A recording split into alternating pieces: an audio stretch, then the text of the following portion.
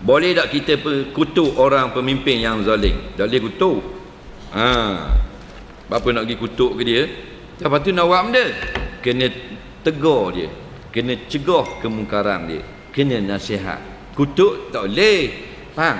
Dah kalau kata perbuatannya salah, tu bukan kutuk, tu boleh. Macam natang kali pun, kalau kita laknat apa semua haram. Lembu masuk dalam pagar dia, lembu tu berok. Boleh tak kata lembu tu bodoh? Boleh tak? Salah tak? Tak salah, sebab lembu memang bodoh. Faham tak lagi?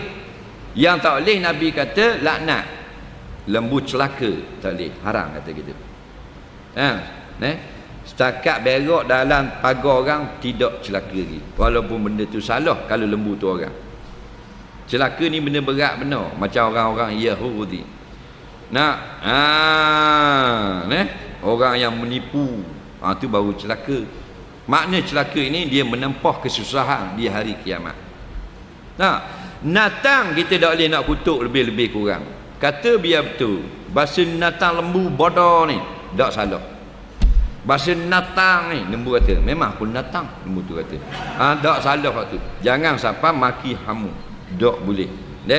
Jadi benda tujuan mu kutuk ada faedah tak? Tak ada, saja lepas perasaan, rugi saja kita.